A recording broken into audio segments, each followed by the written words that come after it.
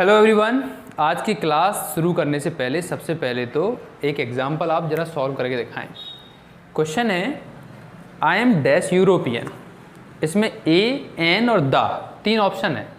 आप इसमें से एक भरिए ज़रा, कौन सा भरते हो चेक करिए अपने आप को। क्या भरा?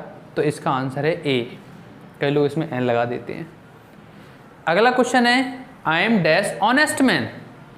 इसमें भर के दिखाइए ए, एन और द में से क्या आएगा। भर लिया? इसका आंसर होगा एन। कई लोग इसमें ए लगा देते हैं। कई सारे ऐसे क्वेश्चन हैं जिसमें लोग बहुत कंफ्यूज होते हैं कि हम इसमें ए लगाएं कि एन लगाएं कि द लगाएं।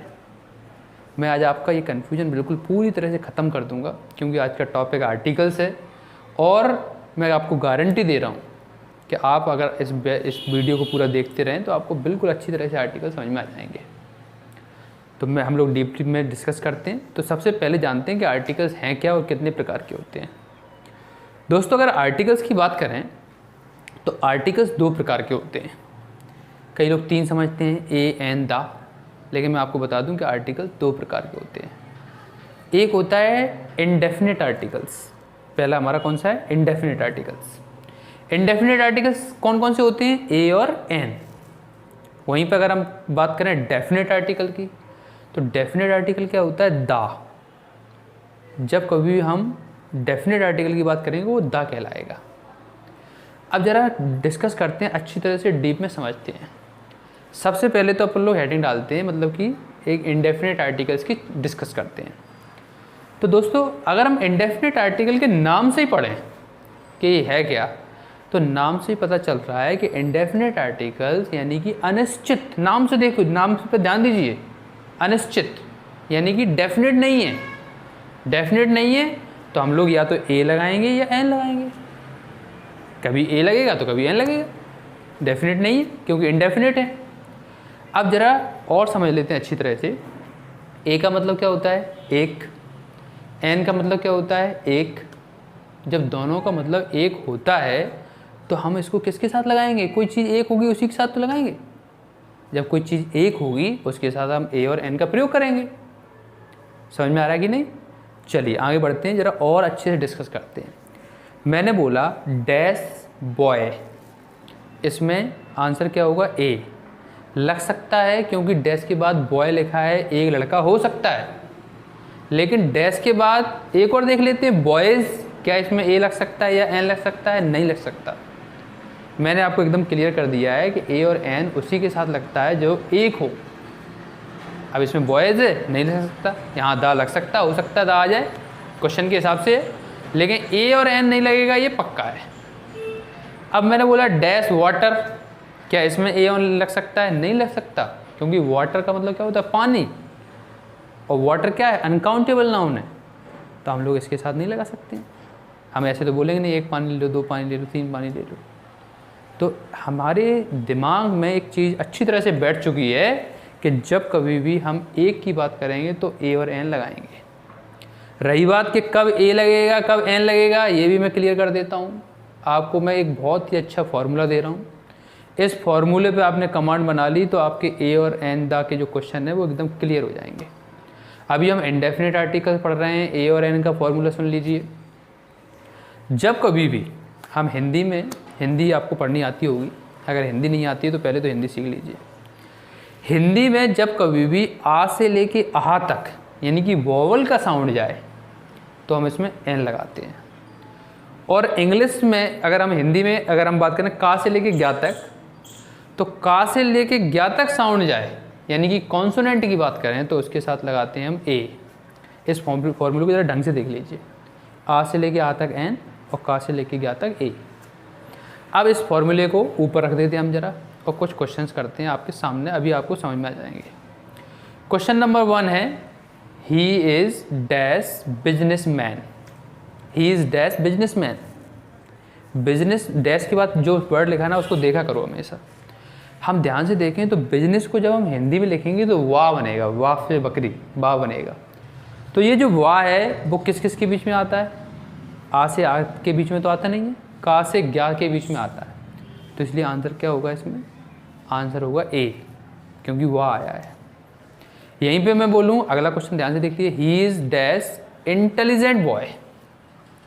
अब इसमें अगर हम देखें इंटेलिजेंट बॉय, तो डैश के बाद इंटेलिजेंट लिखा है, इंटेलिजेंट का पहला अक्षर क्या है, ई, और ई जो है वो किस किस के बीच में आता है, आ से आहा के बीच में, तो आंसर क्या होगा, एन। तो आप समझिए कि जब कोई भी आ से लेके आ तक आएगा तो हम लोग क्या लगाएंगे, एन, और का से लेके गया तक आएगा तो क्या लगाएंगे, ए। कुछ हम लोग बहुत जल्दी जल्दी एग्जाम्पल कर रहे हैं, आपको समझ में आ जाएंगे। आप भी मेरे साथ बढ़ते जाइए, जिससे आपको एकदम क्लियर हो जाएगा। जैसे डैश क्लर्क, भरिए इसमें क्या आएगा, इसमें आंसर होगा ए, क्योंकि क्लर्क में पहला अक्षर क्या आ रहा है, का। नेक्स्ट डैश टीचर, क्या आएगा इसमें आंसर होगा ए, क्योंकि पहले अक्षर क्या आ रहा है, टा।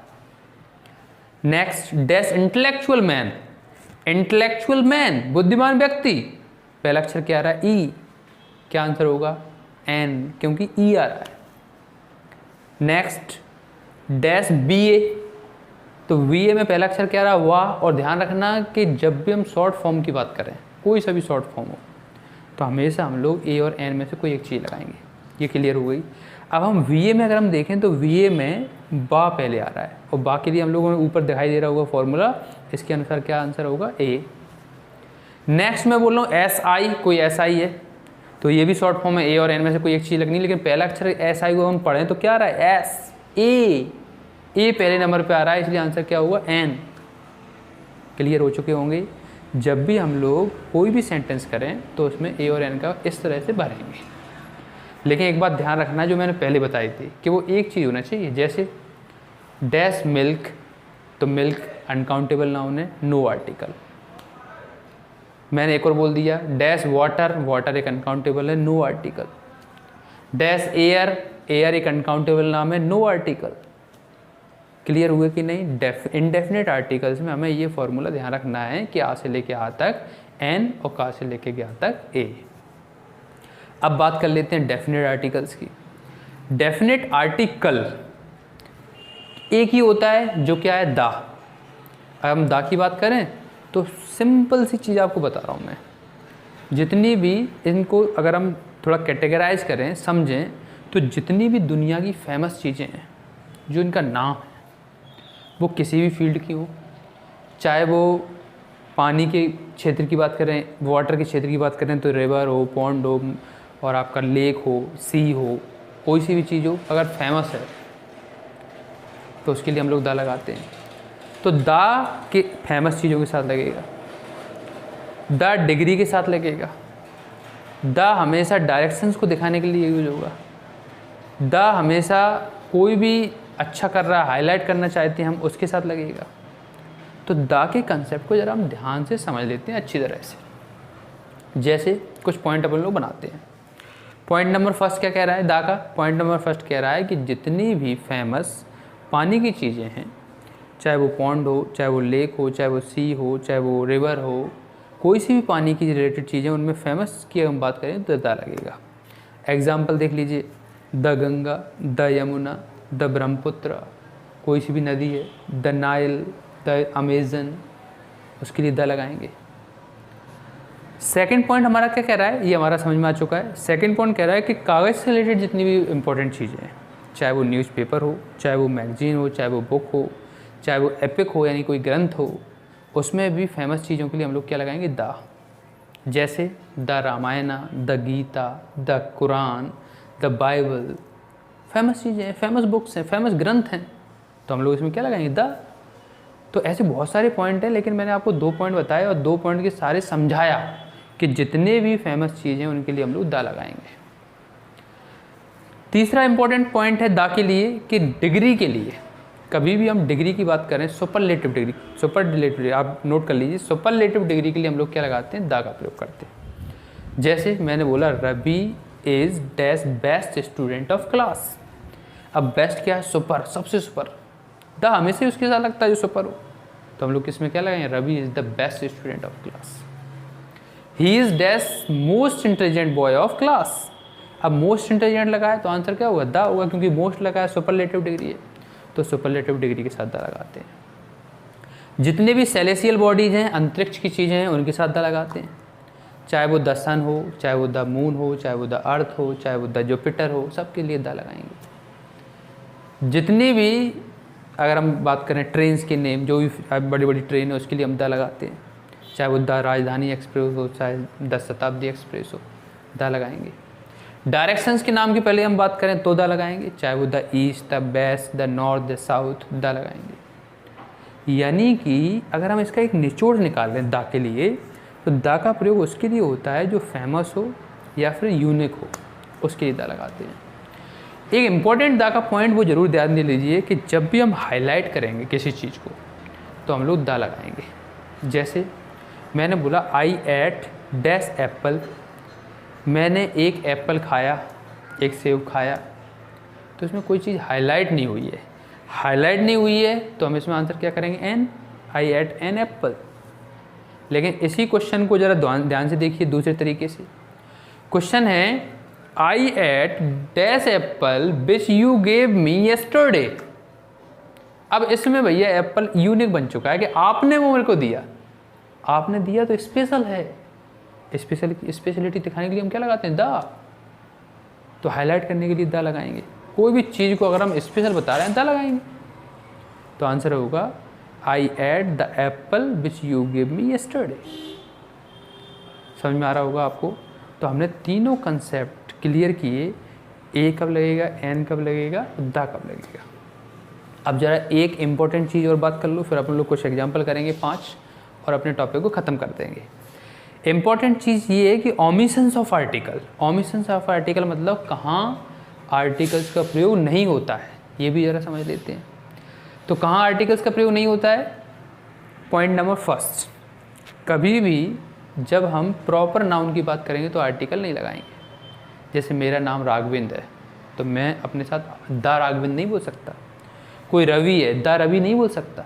या फिर वो बहुत ज़्यादा हाईलाइट है, हाईलाइट की बात करें तो सब अलग हो जाता है। मतलब बहुत हाईलाइट दिखा रहा, अपने आप को श्रेष्ठ दिखा रहा तो द लगा सकते हैं। वैसे प्रॉपर नाउन के साथ कभी आर्टिकल्स का प्रयोग नहीं होता है।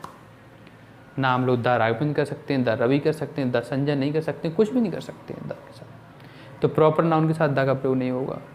दूसरा पॉइंट कह रहा है कि जब कभी भी हम प्लूरल नाउन की बात करें, boys, girls, MEN men, WOMEN women, plural noun की बात कर रहे हैं जिनको नहीं गिन सकते हैं, आंसर क्या होगा, आंसर हमेशा आर्टिकल का प्रयोग नहीं होगा। लेकिन हाईलाइट कर रहे हैं तो द लगा सकते हैं, लेकिन ANN नहीं लगा सकते।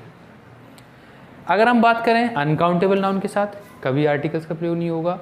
ए और एन तो बिल्कुल ही नहीं हो सकता अनकाउंटेबल के नाम के साथ। अगर द की बात करें तो हाईलाइट कर रहे हैं तो लगा सकते हैं, बाकी नहीं लगा सकते। जैसे डैश मिल्क, नो आर्टिकल, कुछ नहीं आएगा। डैश वाटर, कुछ नहीं आएगा। डैश एयर, कुछ नहीं आएगा। डैश ऑनेस्टी, कुछ नहीं आएगा। क्या होता है ये, आर्टिकल्स का प्रयोग नहीं होता है। नेक्स्ट हमारा इंपॉर्टेंट पॉइंट ये भी है कि कभी भी हम फेस्टिवल के नेम की बात करेंगे आर्टिकल्स नहीं लगाएंगे। अगर हम बहुत हाईलाइट कर रहे हैं कि जैसे मैंने बोला कि आई सेलिब्रेट डैश दिवाली, तो इसमें हम लोग नहीं लगा सकते आई सेलिब्रेट दिवाली। लेकिन मैं हाईलाइट कर रहा हूँ, मेरे को बोलना है कि इंडिया की दिवाली यानी कि भारत की दिवाली पूरे वर्ल्ड में फेमस है, तो मैं द लगा सकता हूँ। फिर मैं बोल सकता हूँ the Diwali of India is famous in all over the world, तो लगा सकते हैं हम लोग। लेकिन वैसे नॉर्मल अगर सेंटेंस की बात करें तो नहीं लगाएंगे। तो फेस्टिवल के नाम के पहले हम लोग आर्टिकल का प्रयोग नहीं होता है। गेम्स के नाम की बात करें, गेम्स के नाम के पहले कभी आर्टिकल्स का प्रयोग नहीं होगा। क्रिकेट अकेला, फुटबॉल अकेला, हॉकी अकेला, टेनिस अकेला, अकेले रहते हैं, तो इसके साथ हम आर्टिकल्स का प्रयोग नहीं करेंगे। तो लैंग्वेज की बात अगर हम बात करें तो लैंग्वेज के नाम के पहले हम आर्टिकल्स का प्रयोग नहीं करेंगे, चाहे वो हिंदी हो, इंग्लिश हो, फ्रेंच हो, कोई भी हो, उसके साथ हम आर्टिकल का प्रयोग नहीं करेंगे। लेकिन एक ही बात आपको ध्यान रखनी है कि हाईलाइट करेंगे तो द लगा सकते हैं, बाकी ए और एन नहीं लगा सकते। तो आपको क्लियर हो चुका होगा। अब ज़रा हम लोग 5 सेंटेंसेस लेते हैं, 5 सेंटेंसेस से एकदम क्लियर करते हैं कि आपको समझ में आया कि नहीं आया। Question number 1, dash Ganga is a dash holy river.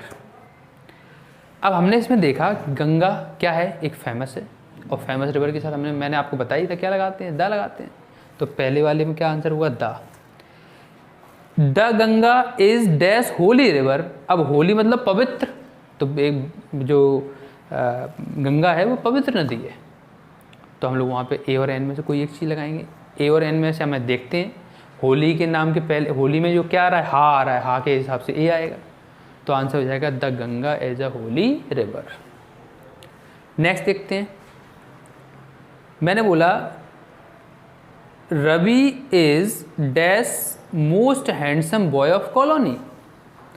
अब इसमें ए अंदर में से कोई एक चीज़ लगानी, Ravi is dash most handsome boy of colony. अब हमने देखा इसमें मोस्ट लगा है, मोस्ट लगा है यानी कौन सी डिग्री है, सुपरलेटिव डिग्री। सुपरलेटिव डिग्री है तो आंसर क्या होगा, the Ravi is the most handsome boy of colony. Next एक और सेंटेंस ले लेते हैं। मैंने बोला I read dash book which you gave me yesterday. अब ये सेंटेंस बड़ा हो चुका है, इसमें मैंने हाईलाइट कर दिया कि आपने वो मुझे किताब दी, मैंने वो किताब पढ़ी जो आपने मुझे दी, तो इसमें हाईलाइट कर दिया तो क्या आएगा, the I read that the book which you gave me yesterday. इस तरह से हम, मैंने बोला he is dash P O and his sister is dash S I. तो इसमें क्या आएगा, इसमें अगर हम बात करें तो पी ओ एक शॉर्ट फॉर्म है, ए और एन में से कोई एक चीज़ लगेगी, तो पी पा के हिसाब से क्या आएगा, ए। तो आंसर होगा he is dash, he is a P O and his sister is an S I, क्योंकि एस में ए पहले आ रहा है। तो ऐसे आंसर कर लेंगे हम लोग। एक और सेंटेंस की बात कर लेते हैं, एकदम क्लियर हो जाएगा। क्वेश्चन है सी इज़ डैश यूनिवर्सिटी स्टूडेंट। अब इसमें लिखा है सी इज़ डैश यूनिवर्सिटी स्टूडेंट, तो यूनिवर्सिटी में पहला अक्षर क्या आ रहा है, यू, या जब आता है तो आ से लेके आ तक एन आता है और का से लेके गया तक क्या आता है, ए आता है। तो यूनिवर्सिटी में क्या आंसर होगा, A. She is dash university, आ यूनिवर्सिटी स्टूडेंट हो जाएगा। तो आपको आई थिंक क्लियर हो चुके होंगे। अभी हम इस वीडियो को ख़त्म करते हैं, नेक्स्ट वीडियो के साथ मैं ज़रूर आऊँगा और मुझे आशा है कि आपको समझ में आ चुके होंगे आर्टिकल्स। अगर आपको समझ में आ चुके हैं तो प्लीज़ कमेंट बॉक्स में ज़रूर लिखें, जिससे मेरा उत्साह बढ़े आपके लिए नए वीडियो बनाऊं। और जहाँ तक मेरी बात है, मैं एक बैंक में जॉब करता हूँ और आपके लिए छोटी सी हेल्प करता रहता हूँ। मुझे बहुत अच्छा लगता है वीडियो बनाने के लिए। Thank you very much for watching this video. Thanks a lot.